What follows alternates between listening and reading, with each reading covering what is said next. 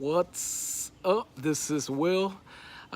This is a video, another one that I wanted to do for a long time, and this is a part of one of two of two. The first video is how to finance a classic car, and this one is how much did I pay for my car, and the story of how I found my car, and I hope that this can help somebody find their car. Alright, so basically I found my car through Craigslist, and I was looking at that for a long time, and I found it for 2 months prior before I bought it, and I think it was priced for about $38,000. I can't really remember. It was way out of my price range. I couldn't afford it. I was looking at it, I was like, wow, you know, this is cool, but I can't afford it. This is gonna go away soon. Somebody's gonna buy it. Basically a month went by and the car was still there, and this is somebody posted it, and they didn't put too much information, and the pictures are blurry. You could just see half the car, but it was about 20 minutes from my house, and I was like, man, that was so cool if I could own that, but I can't afford it. I think they dropped the price from $38,000 to like $32,000, and I was like, man, I can't afford that, but I wish I could have it. All right, so a couple weeks went by. He dropped it to like I think it was $28,000, and I was like, wow, this car keeps dropping. How is somebody not buying it? Like, what's going on? Once it dropped to $28,000, I started thinking, I was like, well, it wouldn't just hurt to go look at it. So I went to look at it, took my wife, and I just got a feeling in my stomach when I first seen it, that feeling that you get, you're like, I gotta have this car, and this is it. You know, this is the car that you've been wanting. I can't believe that it's sitting right in front of me, and I knew that I wanted that car.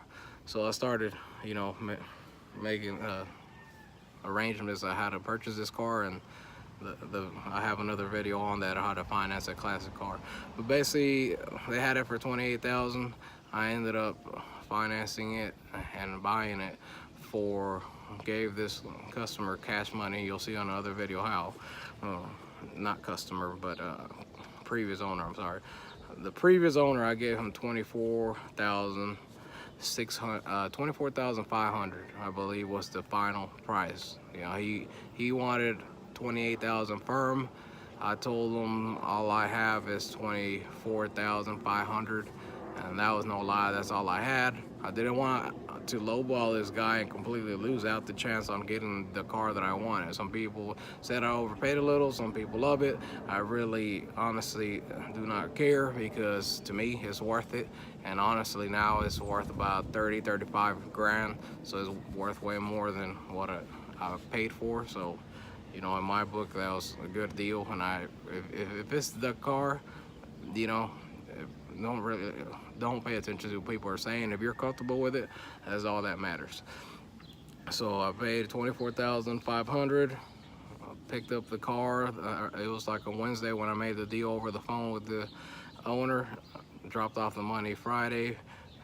Picked up the car.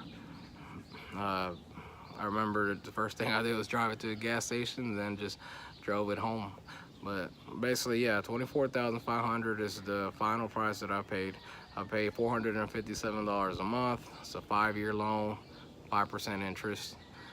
It's not the best rates that you can get, obviously, like when you get a newer car, but I'm happy with 5% interest on a classic car. And knowing that you have the car that you always wanted, it doesn't really matter. At least it doesn't to me. So that's how much I paid for it. If you have any questions on anything else, put a comment below. I'll answer every single question you have. Hit the subscribe button. I appreciate all the subscribers that I have, and you have a blessed day. Bye-bye.